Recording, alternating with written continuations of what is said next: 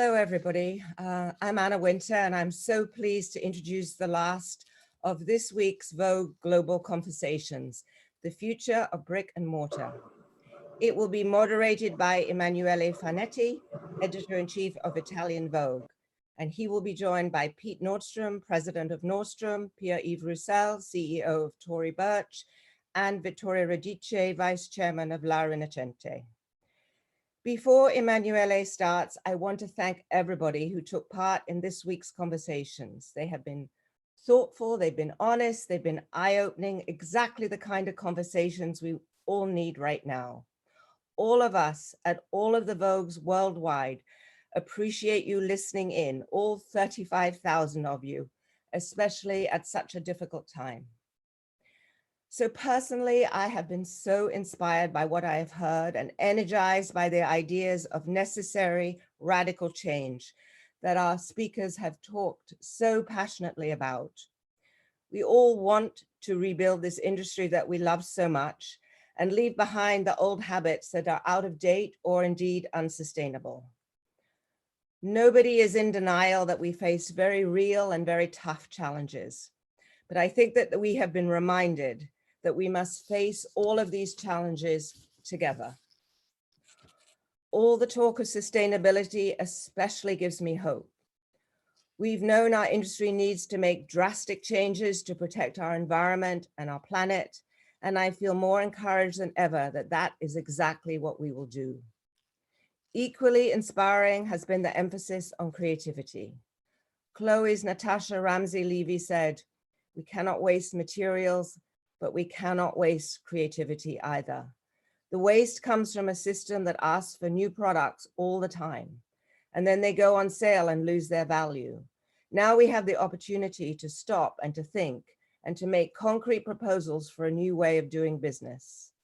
And Marc Jacobs said, "Creativity will never stop. It is absolutely essential. Where would everyone be during this quarantine if they didn't have books to read and movies to watch? Being creative and creativity are vital to our being."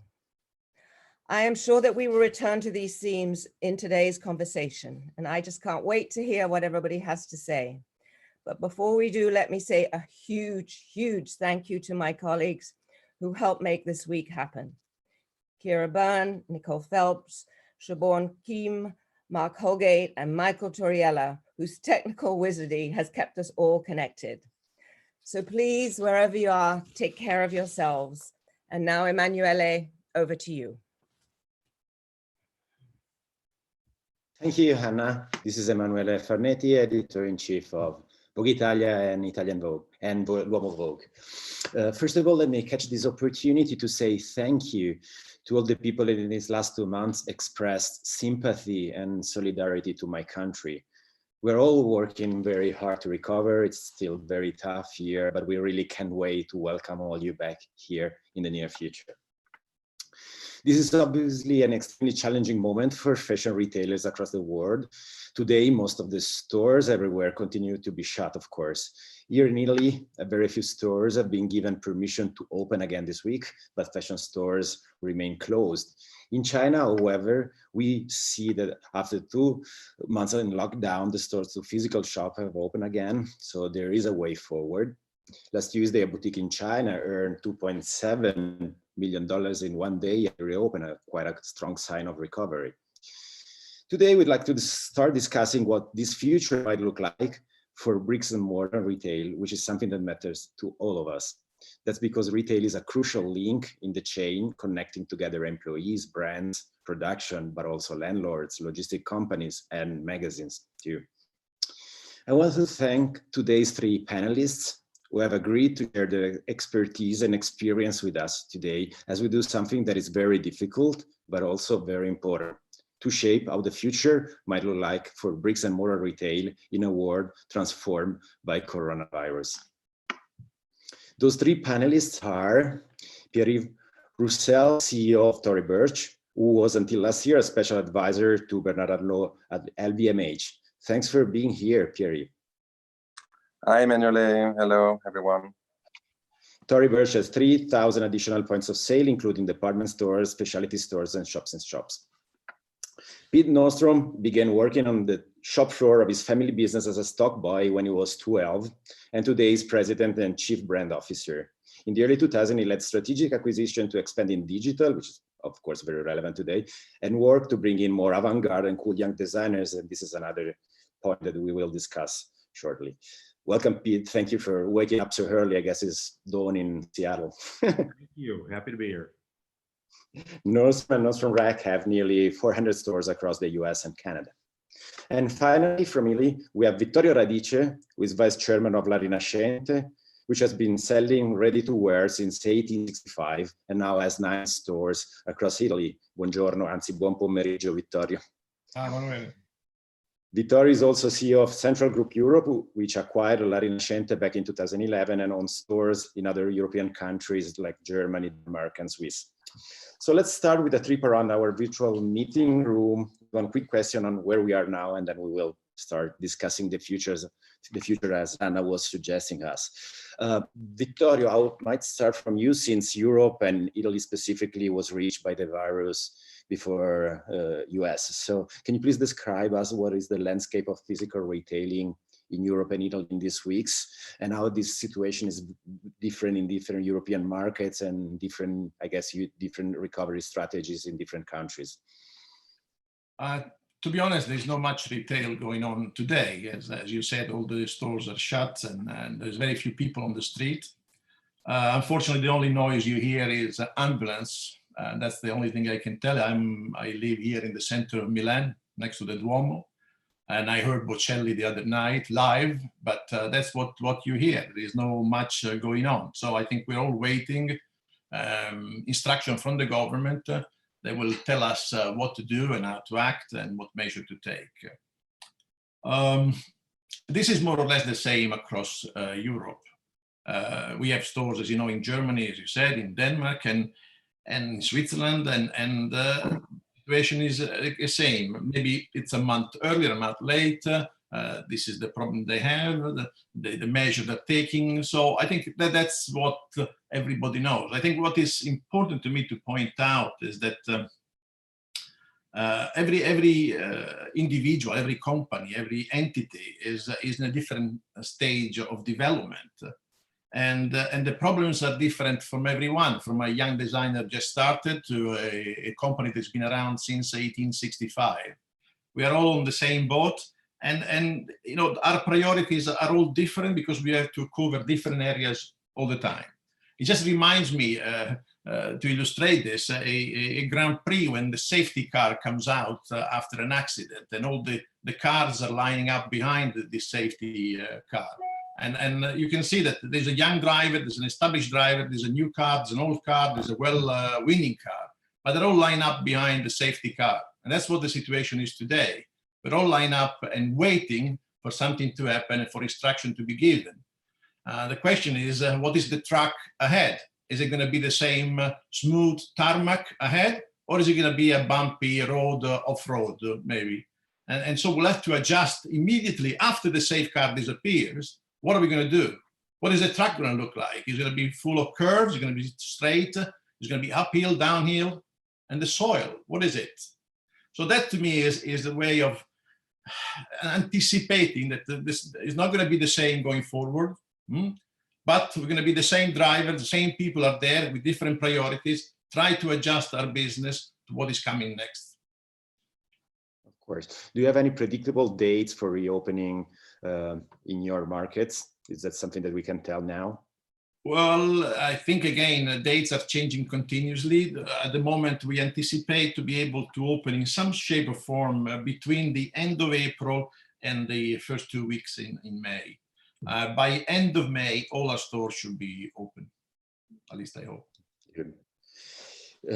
Pieri, I might want to go back a couple of weeks because I remember that Tori was extremely active in bringing together all the American fashion industry, maybe in this way for the very first time, and to drive a CFDA effort and write a letter to the president and Congress to have support by the government with stimulus package. What has happened after? What was the request in that letter, and what has happened after that?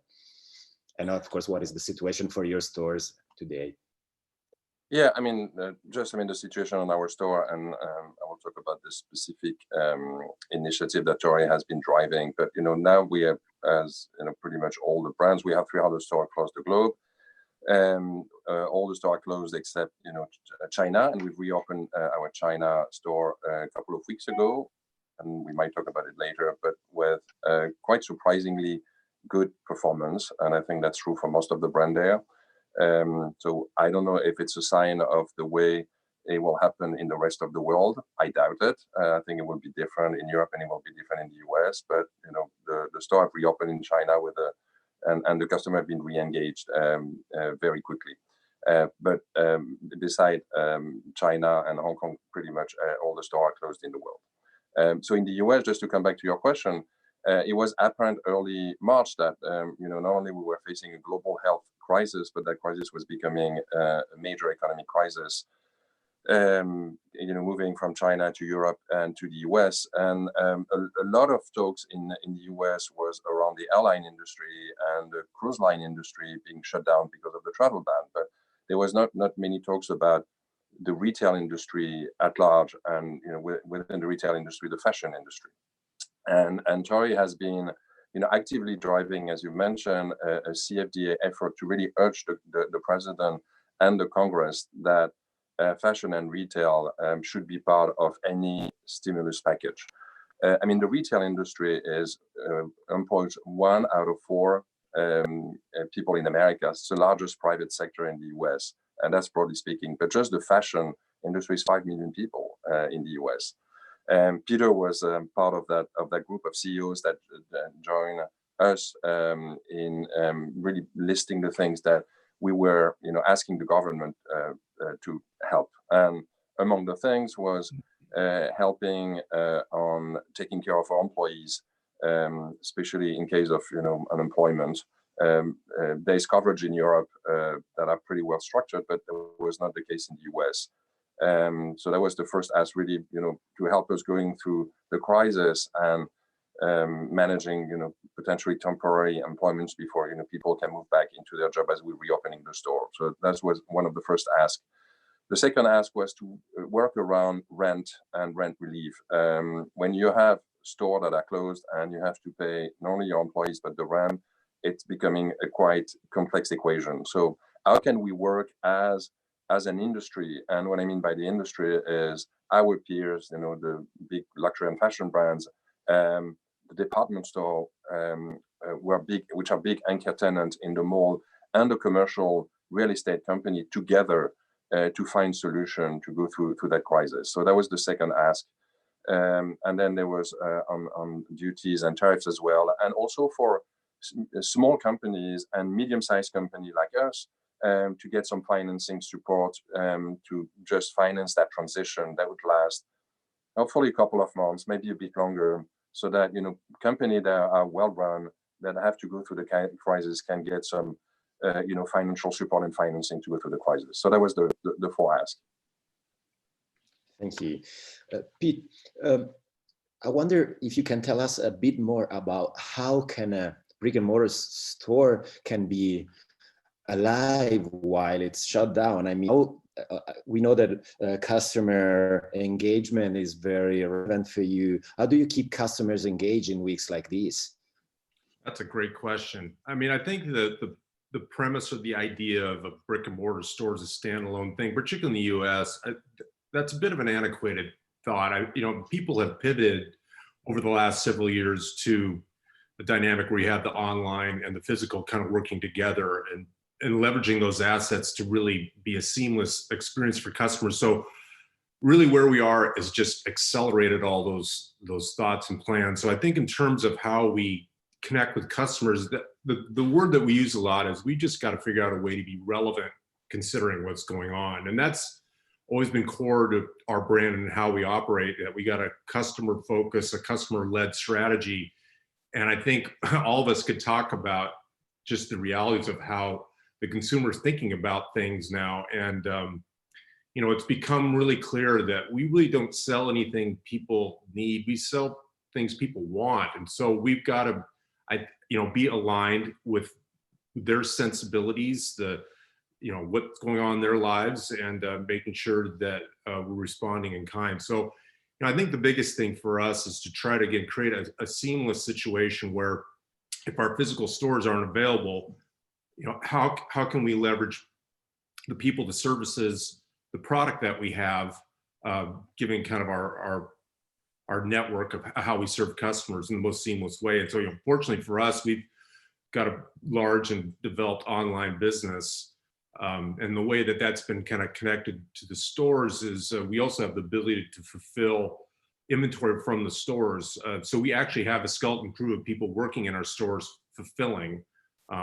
We've been allowed to do that. So we've got some people busy there. And but yeah, I mean, I think it's an interesting challenge. Every day we talk about what we should be presenting to customers in terms of the homepage and how we can get them interested. And it's actually quite a creative endeavor. Yeah. Yeah, I can imagine that. I will ask you a random question about the short-term perspectives, and then we will discuss a little bit more about the long run. Listening to yesterday's conversation, I remember Remo Ruffini from Moncler saying that he created a couple of different teams within his company, within Moncler, one in charge of the short term and the second one in charge of the long run. So Vittorio, first of all, I was thinking that La Rinascente, as our not Italian speaking friend might not know, is a word that was invented by Italian poet Gabriele D'Annunzio. I think it was back in 1917 or something. And rinascere means to be born again. So it's kind of relevant today, I guess. So what is La Rinascente plan for the moment when it's going to be possible to reopen? What are you planning to do in order to keep customers and clients safe? And also, I guess that you all have to face the anxiety about, people returning to crowded places. So what is the first things you're planning to do? Well, as you clearly say, since 1865, we have seen many, many crises. No, this is not the first time that we go through a situation like this. We've been through wars and fires, and the store was here in Milan was demolished and rebuilt 4 times to what I read. I wasn't around then. I think the most important thing is to recognize, almost like Pete was saying, that the need of product is very little now, is really a want, but we are trying to position ourselves as a place more than a store. So a place that has been a safe place to be, a friendly place to be, a place that has been open, is always open for you.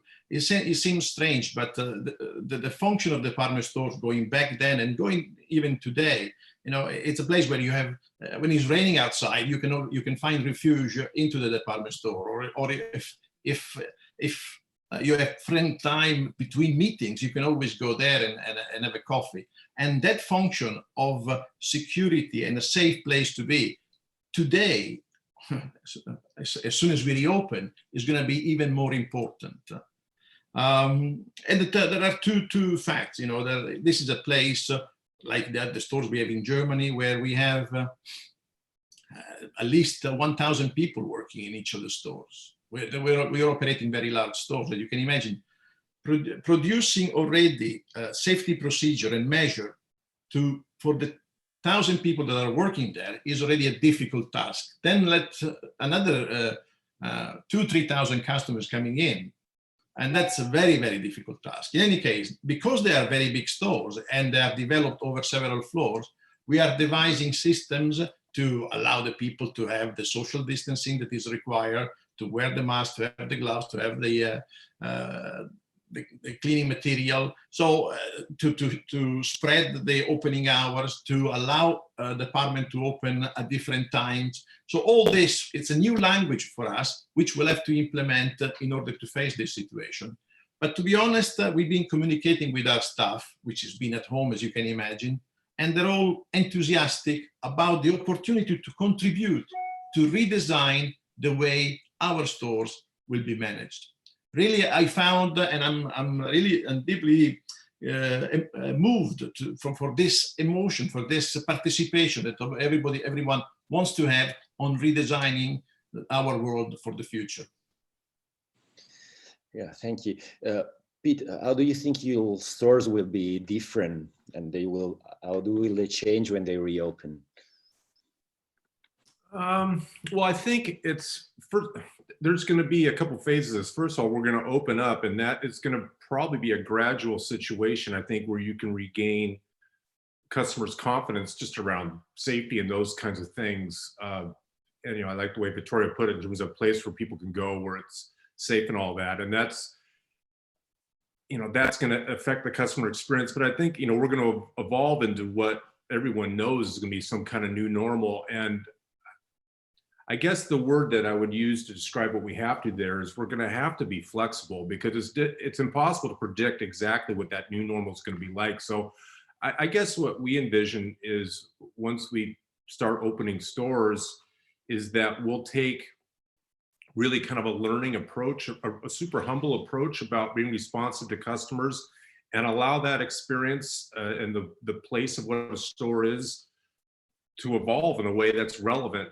for customers. I think what will probably get in anyone's way is trying to force a legacy practice or something of things that we did in the past that, again, may not be relevant for these times. So yeah, we need to kind of ease into whatever that new normal is going to be. And then I think we've got to be prepared and flexible to have our stores be responsive to what's in the best interest of customers. I know these things all sound kind of obvious, but we're just really trying to build in that flexibility and that agility mindset.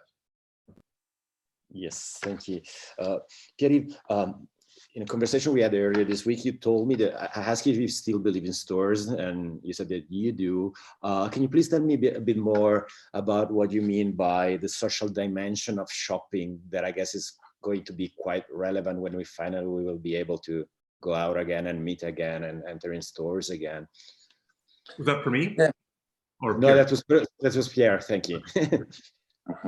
Yeah, I mean, obviously, we're short term. We'll be, facing all the challenges that Vittoria and Pete have mentioned in terms of creating an environment which is safe for our employees and for our customer. That's, I would say, is the minimum that someone expects. But if you try to have a bit of a projection of is that going to fundamentally change the appetite of the customer for coming into the store? I think the store are really, offering something which is unique that you don't find when you shop online. Obviously, e-commerce is growing. It's going to grow faster than it was growing even before. For us, it's already a very significant portion of our business. The majority of it. But we'll still have, half of it that would be in the store. And I don't know what would be the proportion. And the store offers something that you cannot have online. I was reading the other day an interesting research from, I think it was from A.T. Kearney. And it was telling that 82% of the Gen Z generation would rather go in a store to shop and buy products because they want to disconnect from social media. They call it the retail therapy, because there is a social dimension to going into a store. I can take the analogy of restaurants. I mean, you can cook at home, you can have food delivered to your, but people still go to restaurant, and they love going to restaurant, and they go to restaurant not only because they want to have great food, but they want to be with friends. They want to be, going on a date. And retail is becoming more and more so a social dimension. You can also, in a store, you can have a physical experience of seeing the product, trying it on that you don't have online. And you have social interaction. And you have a relationship with, it was striking, with obviously our e-commerce has been doing really well during that time, which was surprising, in the midst of the crisis, people are home and they shop. We've been able, thanks to a wonderful team, to keep our distribution center up and running with all the security and being able to operate. And we're, doing really well, which was surprising. But what we have been doing also is our sales associate from home.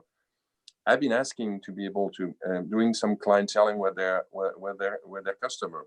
And it started because they was just checking on their customer, because usually, friends, and they was just checking on them, how are you doing? Are you safe? And as part of that relationship, we've been developing some clienteling from home, through, technology that we had. So we can see, a lot of things, people have been talking about omni-channel, but omni-channel can take a lot of different shapes and form. We already do, 10% of our transaction in the store on an iPad when we don't have the product in the store, because our store is small, so we cannot have the whole assortment that you have online. So I think it's going to be about really the relationship with the customer, as opposed to just a place where you come and you buy and you transact, which would mean that we will have to look at, you know, performance of the store in a different way. It's not going to be the traditional metrics of, you know, sales per square feet or sales per square meter in Europe. It's going to be about, you know, lifetime value of customer, the relationship with the customer, and offering the customer at every touch point and experience, you know, that is unique. And again, you know, we totally conceive our store from the very beginning as an extension of our home. So it's a very welcoming environment. We have, you know, a couch, we have a coffee table. I'm always struck when I see people sitting there and talking. You don't see the cash register, it's hidden. You know, when I see some store which still have, you know, racks, you have the cash register in the middle of it, it doesn't feel like a, you know, a great and enjoyable experience. It's very functional. So I think we'll see more of that trend. You know, sometimes we say, you know, the crisis is a catalyst of the lot of things that we were talking about before, and it will probably accelerate. What makes it a bit more challenging in retail is because retail are physical assets. So when you have 300 stores like we have, you cannot change a concept overnight and rolling it out in 300 stores across the globe. You know, whereas a website or an e-commerce site, you can change things much faster. So it just takes more time, but it has to happen. You know, also bringing technology in the store. So this will accelerate. This will accelerate. I wanted to ask you one more thing, because most of the designers that joined these Vogue conversations this week have been discussing about the product life cycle and the constant needs of newness coming from retailers, with the result of a lot of stuff being, you know, left over and marked down. I don't know about US, but in Italy there was a lot of discussion about this letter that Giorgio Armani wrote, urging all the fashion system to kind of slow down, realign with the season. This is, I guess, even the one question we are receiving from our Zoom audience, and I will ask you a bit more later. What is Tori's take on this? You know, I think there's been, you know, talks forever on this. I mean, the calendar, how many collections should we have? Should we not show? I think at the end, it boils down to common sense. And sometimes it feels that we've been losing common sense on certain things. Sometimes, you know, we put product on sales even before the season has started. I mean, we talked about buy now, wear now. If people want to buy boots in the winter, for example, I take that as an example. And winter starts in October or early November and lasts till probably January in most of the country. I mean, why would you mark down boots in November where it's just the beginning of the season? I'm just taking that as an example, but you can take it in ready to wear. So I think, you know, buy now, wear now, where people would have the product when they need it, be able to produce the right quantity, not mark down the product if it doesn't have to be marked down. Obviously, end of season, because you cannot predict everything. So you usually have some product at the end of the season and you can organize sales, but being much better at just managing the whole product flow. And so you have less waste in the whole chain. And then carryover product would become even more important. I think brands that have strong, iconic products that are, you know, timeless are stronger and would be stronger in times of crisis. I mean, we have product that, and it takes years to build those products. It takes years, and you need to protect them. That's why, you know, working to make sure that they are protected across all our distribution channel, whether, I mean, 85% of what we sell is direct to consumers, so through our stores or on our e-commerce website. But we work with wholesale, and we have privileged relationship with Speed in particular in the US, and working in partnership with our wholesale partners. So we are coherent in the way we approach the market.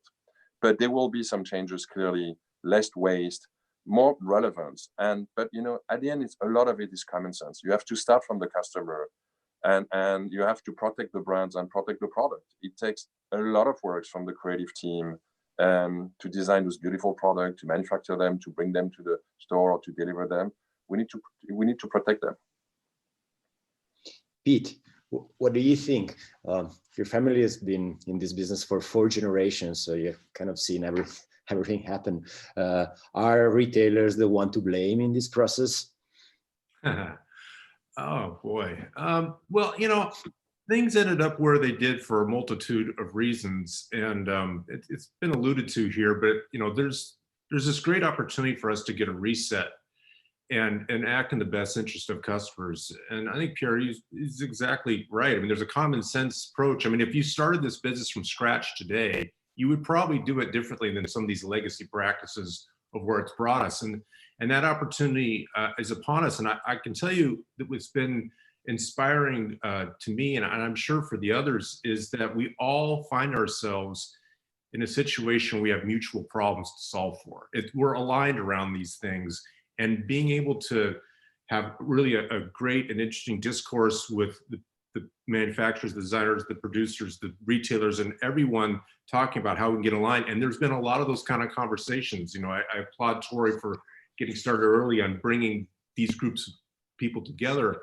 So I've been encouraged by that. You know, I think retailers want to be part of the solution here. And I think if we can lead in being the advocate and the voice of what's in the best interest of customers, then I think that's a great role for us to play. But yeah, the idea of being aligned and doing things in a more common sense way, as Pierre has talked about, I think is absolutely something we're all interested in. Vittorio, what are your customers asking you? Is this needs of newness every 2 weeks something that is very necessary, or do you also think that it is going to change after this crisis? I think this is a catalyst because this is a problem that's been around for a long, long time. And until the business is small, it's one question. But when the business becomes big and you have to commit to stock and design and prices and weight and colors 9 to 12 months in advance, the chance to get right is very rare, and therefore you end up in very often, I must say, in situation where there's too much stock, therefore you have to discount incredibly in order to get rid of and buy the new season again.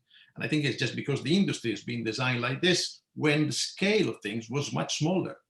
Now the scale is enormous, and if you keep the same calendar, the same events, the same mechanics, then you end up having problem, which in this particular case has been exacerbated. I mean, we are now end up with the spring-summer stock, which tactically we can clear, we can finish, we can dispose of it, but still it's outlining a problem of the industry. Now, can design drops and new creativity and much faster production and do that? I think it's much more to go back to artisan, too much back to go give dignity to the problem, to the product, and making sure that each individual piece is a piece that you want to own, and give the real price, the real dignity to that piece, the way it's been designed, it's been produced, and it's been sold. Everybody hates when you go in to see these stores with these huge signs, everything at 50 off. I don't want to. I don't want that. You know, you're forcing me to buy something that I don't want. Why don't you give me the right piece, and I'd be very willing to pay for the right price for it at the right time I want it. So I think there is a need for the industry to reconvene, and I think this, again, I don't want to repeat myself, this is a catalyst to do that. Yeah. This event is another very frequently asked question in these days is about the right balance or the predictable balance within the future between bricks and mortar stores and e-commerce, of course, that also has implications in terms of sustainability, I guess, in terms of stocks. So this is kind of a follow-up of the previous question to me. Pierre-Yves, as you mentioned, Tori launched her business simultaneously with the brick and mortar store and e-commerce. What have you learned from that? What do you expect to be the balance for the future? How is that going to be totally digital? What is the needs for a physical store in this moment? What do you think? I mean, I don't know what would be I mean, I believe, as I said, both in e-commerce and store, and I believe in everything in between. I mean, all this hybrid way of interacting with the customer. When it comes to the proportion of transaction that would happen online and in a store, it's hard to tell. You know, for us, it's already very significant. We're probably in a higher percentage than most of the brand in our industry. one of the things that I can tell you is when I look at the customer, our customers that are buying both online or what we would call the omnichannel customer, they spend 4 times more with us than when they shop only in the store or only online.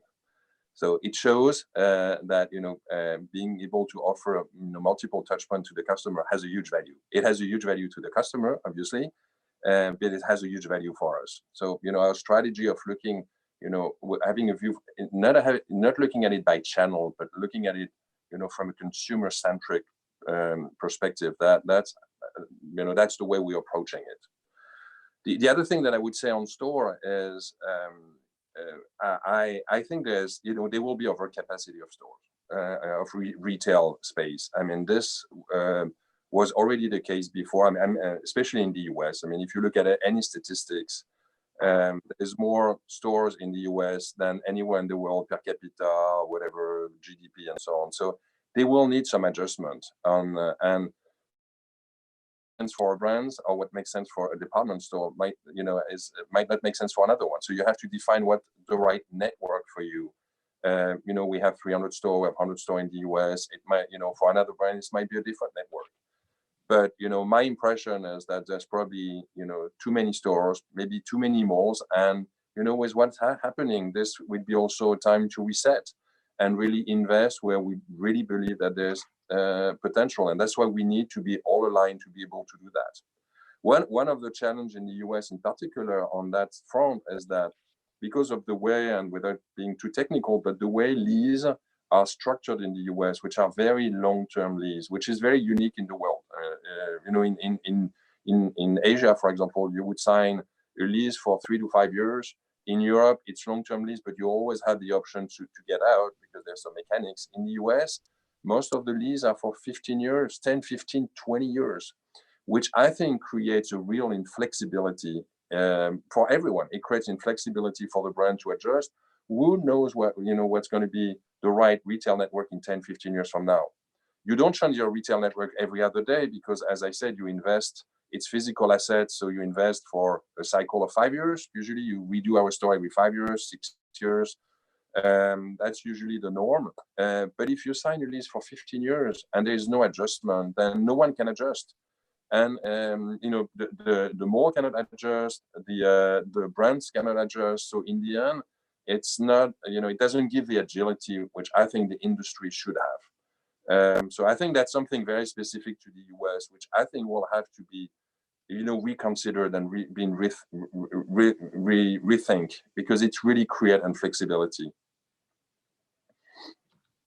So yeah, I guess that flexibility is a big part of our today's conversation. Pete, I think I read in an interview of you somewhere that when you open like a physical store in a place where you just have e-commerce, the e-commerce goes up and has a lot of improvement out of the opening of a physical store. What is your feeling of the right balance between physical and digital? I'm also curious to know a little bit more about this formula of proximity stores you open in Los Angeles and I think in New York. That is kind of a halfway in between digital and physical, if I got it properly. Yeah. Okay. Yeah. Again, this has been a path that all of us have been on to one degree or another in the US for certain. And Pierre is right, is if you can get customers to engage with you in the multiple channels, you get more value from that customer. So we want to make it super easy for people. I think what that means is there is a future for sure for the physical assets and the online part and how it all works together. So these are not binary choices that someone only does this or they only do that.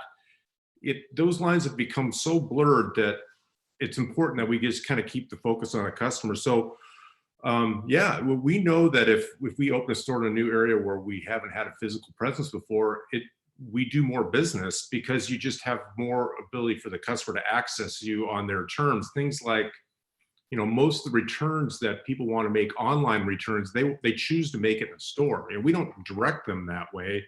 That just, for whatever reason, is something that they find convenient. So that becomes an opportunity. Someone comes in the store to return something, you can turn that sale around and hopefully entice them buy something else. When you mentioned what we've opened up some physical stores, I guess they're very small, but essentially what they're an extension of the services we can provide at a store without someone having to maybe drive to a mall or park in a place where it's crowded and difficult. And so we call these locals, and we don't really sell anything in the local, but we can take returns, we can facilitate that. They can meet a stylist there. We do alterations. It's just a way of being able to do some of the stuff that a physical store can provide, but bring it closer to the customer. And so we continue to work with the formula of what the perfect balance of that is. And I don't know that we have the answer to it in terms of what exactly that formula will be, but we do know that the combination of physical and digital assets, how they work together, is key to our success going forward. And we've done enough of this now that we've proven that point. I want to ask you another thing that is very relevant to our audience. We got a lot of questions about this. And also, I mean, we've been discussing with a lot of different showrooms in Italy and in London, and there's a huge concern about the fact that the system will be able to support young, unknown talents. And this is, as I mentioned before, part of your own life experiences. You've been looking a lot and finding a lot of them and bringing them to Nordstrom. What do you think that these young designers can expect in terms of support in such a challenging time? Because of course, losing this new generation of talents will be a disaster for the industry. But at the same time, it's difficult to support them in a moment like this, obviously. Yeah, but the way that our store works, being multi-brand, what have you, we're a curator of things. We require an edit that we think is compelling to customers. We're just not an aggregator of everything. That's not what we do. And so, the best balance of what you can curate for customers includes things they would expect and want, but then there's also the whole discovery part, which helps bring people back in the store, giving them reason to buy something new. And luckily for us, there's kind of a never-ending stream of people that have new ideas, new products, new brands, what have you. And it would be foolish for us not to be open to working with brands like that. I think in terms of how we can nurture and develop small brands, I think part of it is maybe reimagining how the whole wholesale, retail, transactional part of the business works, and trying to understand from them what the impediments might be for them to deliver and do a good job for us, for customers.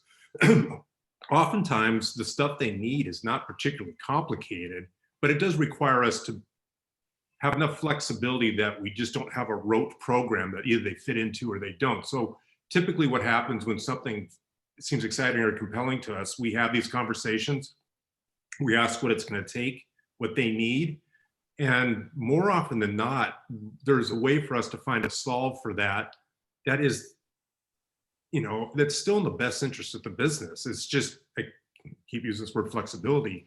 The more flexibility we have, the more opportunity we have to do things that feel interesting. And so I think that's a big driver for us. And so it's important to us that we don't reduce what we do to this transactional business, that it has this point of discovery, of curation, and that is heavily reliant on exciting new products from new designers.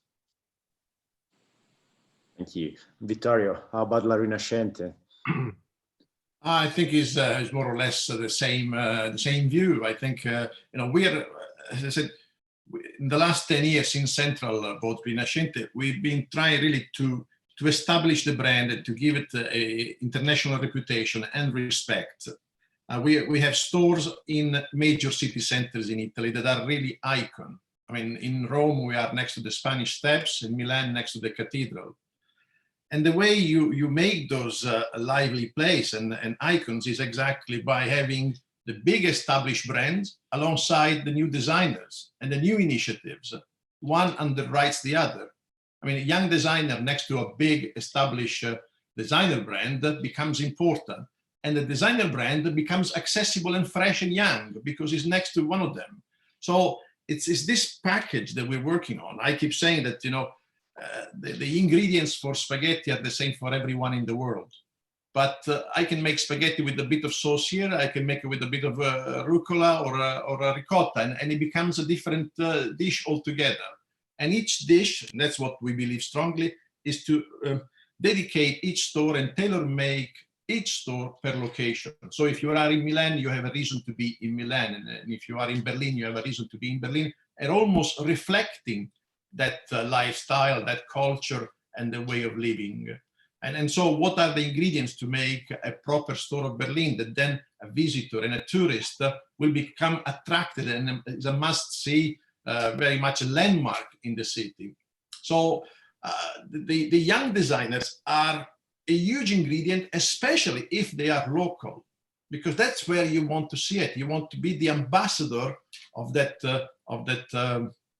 style, of that belief, of that culture. And the designer are the ambassador, they are the anticipator of that culture. I want to ask you one last question before we move to our audience questions, and it's a difficult one. Vittorio, we discussed that earlier this week. Although it's very difficult, I guess that you all try to figure out what on the long term is going to change in terms of consumer behavior. So you told me that you might be a little more worried about the long term rather than the short term. Do you expect that within a year or so, people's priorities will be very different from yesterday? No, I think all three of us, Pierre-Yves, Peter, and myself, are a strong believer in brick and mortar, as you heard in the last half an hour. So the question is how this brick and mortar can adapt to the future. I mean, we all have location, rents, shapes, window, configuration of stores. And is that going to be the language of the future? Because moving on all this is going to be an expensive and long-term exercise. It's not going to be an overnight change. And how do we adapt those locations, those stores for the long term? And what are the function that those stores will have in the future, and how they're going to be operated? That to me is the thing that worries me. I mean, the short term will be definitely the measures that governments are indicating, but those are simple to implement. But what are the big shift, cultural shift, that the street and the square will provide or will need? Those are the one the big question mark where we don't have the answer today. It's a new path, and we'll have to find it all along as we go. One thing that Pete said is flexibility. I agree with you 100%. And make the company such an agile company that those changes, even if major, can be brought in immediately and react immediately. We have been building the brand, as I said, for the last 10 years. And we wanted to have a very strong brand before entering online. So the last 2 years, we've been working to prepare our entrance on omnichannel, and we are absolutely ready. Now, what is it that needs to change in order to adapt to these new times that we're living? We don't know. Pierre-Yves? Yeah, I mean, I agree with this, agility, and I would add, relevance. I think, what, in a way, what we sell, no one needs anything that we sell, but at the same time, people need, in our case, clothes and, shoes and bags. But, we're in the business of creating desire and emotion. And we always should come back to that. I think we have to be even better at what we were doing before, because any crisis is just putting the bar higher. I think the brand that some brand would disappear. I mean, it's a rough time. So some companies, but a lot will, and those that will make it would be stronger. But they will have to adjust.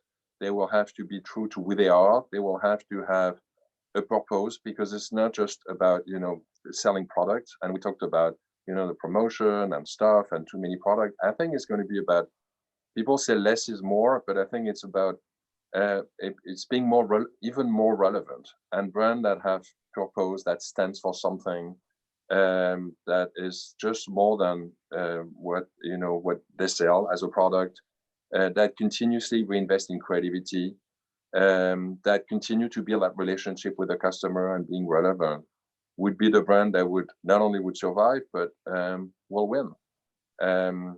We'll see if there's new brand that would emerge from this. I mean, the bar is high, and I know it's hard for young designers and young brands to emerge, because building a stock network or building even today an e-commerce site requires investment. But I think more than investment, it requires incredible talent, and a lot of brands there was probably where didn't have the depth, and where it's easy to do well in good times. It's much more difficult in tough times. So it's going to be a selective market. I think the brand that will make it would be stronger, but it will require, as we say, rethinking everything, keeping what is relevant, because a lot of things that successful brands were doing before the crisis are still relevant. We're not going to throw everything at the windows, but just accelerating things, and agility, as we've said, and relevance. Pete, what do you expect from our experience as media players in this last year or so? We really see that consumers are reacting when we are delivering meaning, contents with meaning. Is that something that sounds familiar for your business as well? Yeah, it does. I mean, when you're in the midst of the times we're in right now, so much of the business is kind of transactional, just kind of given the nature of needs versus wants and what have you. But we need to be able to, I guess, walk and chew gum at the same time. We need to be able to be efficient and transactional in a way that delivers a great experience for customers, but we also have to be able to pivot in terms of engagement and experiences, and a lot of the high touch parts of what department store retailing has classically been known to do. I think that's been one of the biggest adjustments for us over the years. Is good customer service is not just defined by all this high touch stuff that we've always done. Oftentimes it's defined by convenience and what have you. So we're trying to find ways that we can do both, and I think the place where that really shows up is you can see it on a website. I mean, a lot of websites are very transactional in nature, and then there's a lot, and these are the ones that I tend to get envious about. There's things on there that aren't literally about selling anything, but they're about engaging people and getting them to invite them in, be a part of that community. And I mean, I just as a consumer, I find that compelling. So I think we need to strike that appropriate balance, and that's something we talk about a lot, is seeing how we can bring to life a website so it's more than just a transactional vehicle. So it's actually a way of engaging customers, much the way stores, it happens much more naturally there. So yeah, it's an important part of the ingredient, how again we can do both. Thank you. I think I'll have time just for one or maybe two questions from our audience. A lot of the questions comes from students. So I might pick this one from the Lasell University.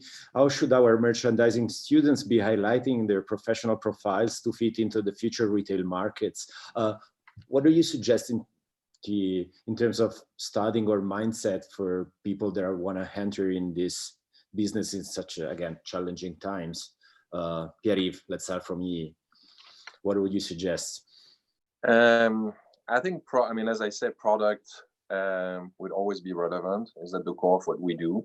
You talk about merchandising, and merchandising is about having the right product at the right time in the right store on the right website. So this is a function that will always exist, but it will be different. I mean, like a merchant 10 years ago or 20 years ago is the skills that is required is different.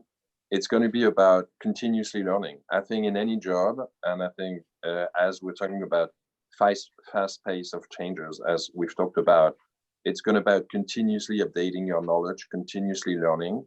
But I think what is true for a student is true for all of us, including myself. I'm continuously learning and continuously adjusting. And I think, if you still want to be relevant, whether as a company or as an individual, you have to continuously adapt and learn. So that's what I would say. Vittorio, I'll ask you another one coming from India. What steps should a small-scale independent hand fashion retail take in order to survive this uncertainty? What do you suggest to a small retail from your wholesale perspective? Yes, I go back to a word that's probably overused, but I have been using it a lot in the past, is emotion. And even in this very tough time, the more emotion you show, the more belief you show, the more of yourself you're able to expose, either being scared or being secure or being confident or being unconfident. Just show it. Just show it in your product, in the way you set up your store, in the way you talk to your customer, in the tools that you're using. Just show yourself, because that's what people and customers and others want to hear. They don't want to hear a cold face that is available in this location, that location, the other location. They want to see someone. And that's probably the advantage that the brick and mortar has, that you can still interact with the person. You can still smile at the person. You can still hear the person. And you can still call it up and meet, and then talk about the product that is available and what is it that you want. But I think if there is a word that I would use for them, for a small retail company in India, is emotion, definitely.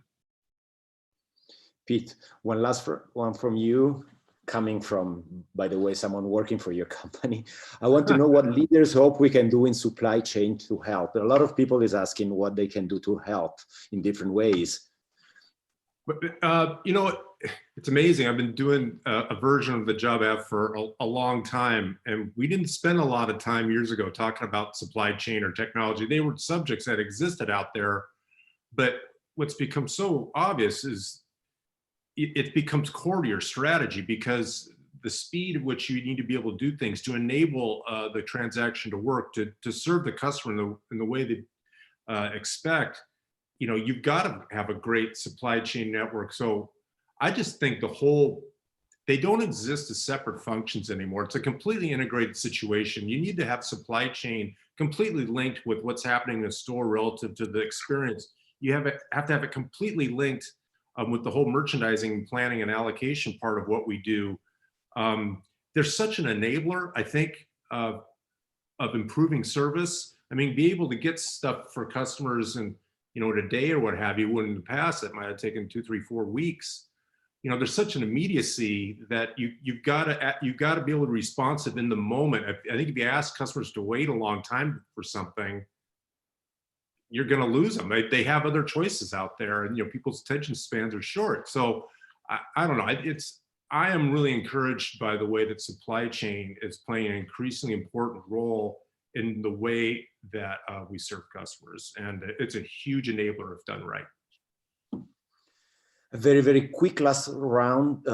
Would you mind sending a quick message to your customers or to your teams, why we should all be positive about the future? Vittorio. Well, we've been around since 1865. It was your opening remarks. We hope to be around for the next 100 years. We always, and we hope to be there for our customer, waiting for them, making sure that, we'll establish and we continue and we treasure the relationship that was built over this time. Pierre-Yves? I mean, we haven't been, around for as long as I but I hope and I wish that we have the agility to go through that crisis. I really, believe in our model and the relevance that we have. And I would just finish. I mentioned, because we were talking about brick and mortar and the social dimension of shopping, but more generally, we've been all confined for like 6 weeks. 4 weeks, and we see how much we're missing, our families, that we don't see our friends, just going out, going to store, going to restaurants. I think we are social animals, I mean, as human beings, and as much as we can work from home and being on a computer, there's as much as you can achieve to that. In business we can, I think operate pretty well, but we are missing this whole other dimension. So I'm missing traveling the world, going and see our team, in China, in Japan, in Europe, traveling to the store in the US. I'm missing being in the office with our team, and I'm missing seeing our customer. And I think we all feel that way. And so can't wait to get over that crisis. I've been thinking of everyone who is going through a hard time, and I think I'm very positive about the medium terms. Not underestimating the challenges that we have and we will have in the next couple of months to navigate that crisis. Thank you. To you.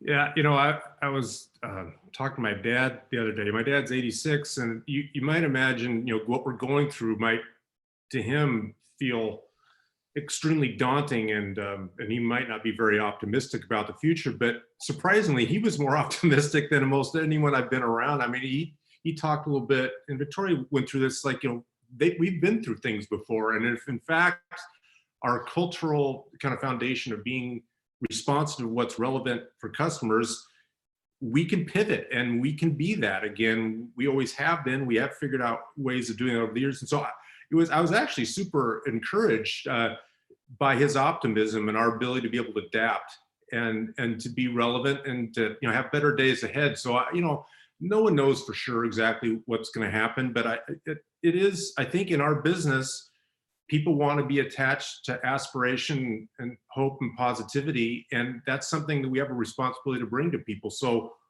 hey, look, we want to be compelling to people, and we're going to be part of that solution, hopefully. Thank you so much. So I ran out of time and just have the time to thank the audience for joining us today, and thank all the people who work in New York, London, elsewhere to make this first Vogue Global Conversations possible. The video recording of all these conferences are available on our platform, so make sure you download them. And once again, many thanks to today's panelists. It's never easy to discuss the future, even more in times like this, but I think it's more important than ever that we all get together and share ideas as often as possible, because one thing is for sure, our industry needs to change, and it needs to change now. So thank you, Pete, Pierre, Yves, and Vittorio for sharing your visions today. Thank you. Thank you. Bye-bye, everyone. Bye. The Vogue Global Conversation will be back in May, so stay tuned for more. For the moment, take care, stay safe, and until next time.